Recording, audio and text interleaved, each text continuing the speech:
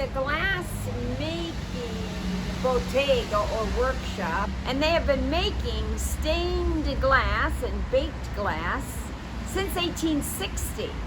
And the work takes place in a 15th century palazzo or palace owned by the famous Baglioni family of Perugia. So let's go in. We're now going to visit these famous producers of stained glass. Many generations, 5 generations. They started producing in 1860. And today we're having a tour with family members, with Paola and with her husband Giorgio. And Paola has just pointed out to us the colors, but we are not using them anymore because they are precious and full of oxides, so they are dangerous for your health.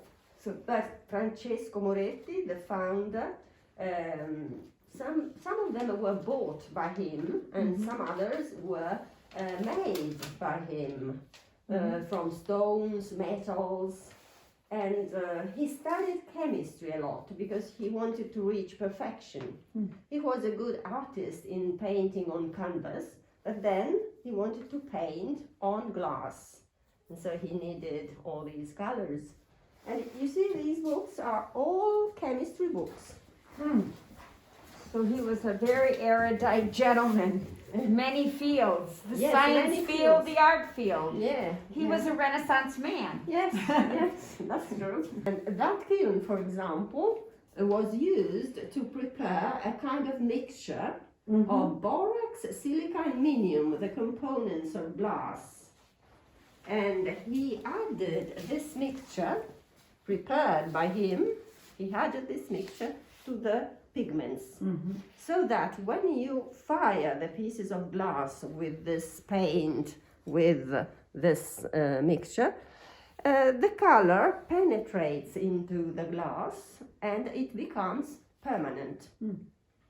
So this is a good thing because they can last forever. It means his works will always be the treasure of everybody to see. Yeah. It's a very old building. It dates back to the 15th century. It was the house of Guido Baglioni. I don't know if you have already been to the Rocca Paolina, the fortress. We've been into the fortress, and we know that the Baglionis were the most vociferous enemies of Paul III. Yes. And so in 1540, the Pope destroyed all the medieval houses which belonged to the Baglionis. And he spared this one because it was a bit further from the architectural project. In this room,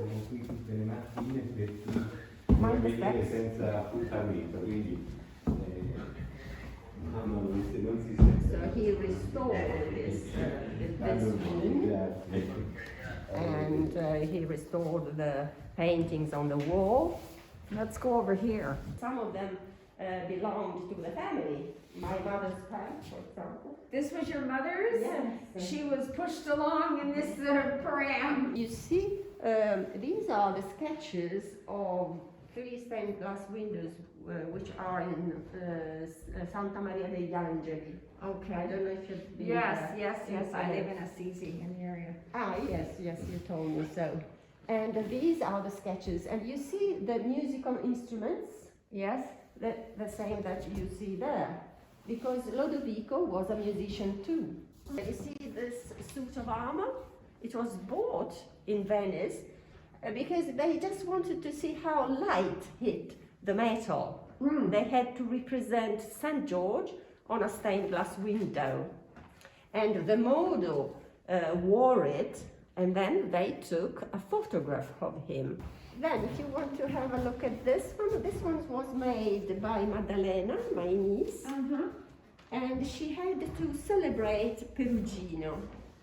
You know that Perugino is our painter, Umbrian painter, and in the background, always he paints landscapes, the Umbrian landscape with water, the Trasimeno Lake, and villages, delicate hills. And so Maddalena took inspiration from Perugino to celebrate him. And some more words about this one. Maybe you recognize this man, Jesus Christ. And the two aunties, great aunties, Rosa and Cecilia, were committed a very huge stained glass window. An interpretation of the Last Supper made by Leonardo.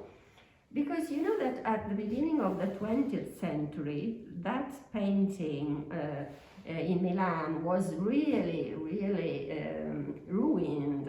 In great need of restoration. There is a photo. Right. This is a photo of the painting. Photo of the painting at that time.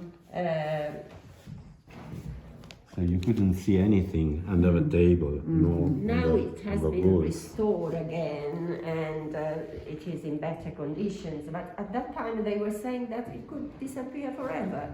So the director of the Forest Lawn Memorial Park in Glendale came here, and he asked the two sisters to make a replica, an interpretation of that painting. This interpretation, and they sent it by ship to the States in 25 panels.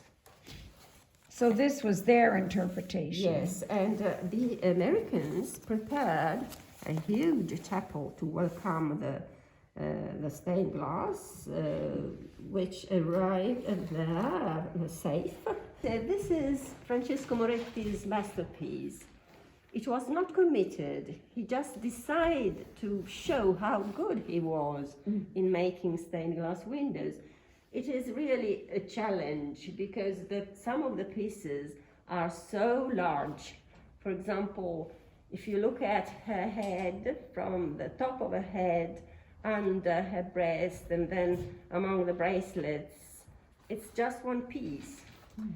This is the portrait of our first queen, Queen Margherita of Savoy. And it was made in 1881. And you see how he succeeds in giving you the idea of velvet under the crown, silk for headdress, embroidery, lace, and the jewels. And it's just glass. Francesco Moretti had to prepare to make a skylight for the new post office in the center of the town. And he prepared some parts of this skylight, but unfortunately he didn't respect the deadline. And so some of these pieces have remained here in the studio. This is one of them. And what does this represent in the center? It's the griffin, the symbol of our town, Perugia. Part lion, part eagle, king of the land, king of the sky. Yeah. They are important for the making of the stained glass. If you look at the round one, it's the Martyrdom of San Lorenz. And it is inside the stained glass window is inside the cathedral. And you see that man, that young man, posing for his teacher, who was a student at the Academy of Fine Arts. And they wanted to start from a naked body and then represent the model on the stained glass. Francesco prepared stained glass for the Cathedral of Orvieto. Yes, and we restored the old one, 14th century one. And his restoration is of the 14th century original. Yeah. And then new ones. And this is also in Orvieto? Yeah. His image in Orvieto right here. In the Orvieto Cathedral. One was made by Francesco Moretti for the Paris Universal Exhibition in 1867, because the town hall wanted to give an idea of our Umbrian art. So he took his inspiration from a painting made by Perugino, which is in the National Gallery. I can see the griffins here, the crowned griffin, the rearing griffin, the symbol of Perugia.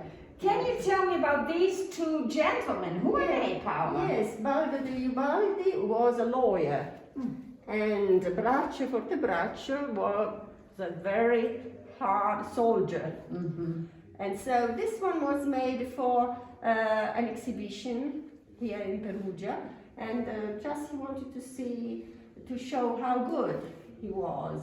Who made this? Francesco Moretti? Yes. And this will be the coat of arms? Yes, of the coat of arms of Degli Ubaldi and the Braccio for the Braccio. which is interesting because his name, Forte Bracci, means the strong arms. Yeah. And he was a strong influence of power in Perugia in the Renaissance period. The Yeah. colors here are exquisite. Yes. And if I open it, you can see behind how stained glass is behind. Look at the back of stained glass. We want to get a, and here we see the detail And you see of the griffin and his coat of arms. and how small some pieces are. And this might be somebody important to this palace right here. Who's this? Yes, Francesco Moretti. That's us. Oh, we're picturing him as a very erudite gentleman reflecting as he sort of twiddles his long beard and the glasses. And if you want to see all the 5 generations, At work, making, yes.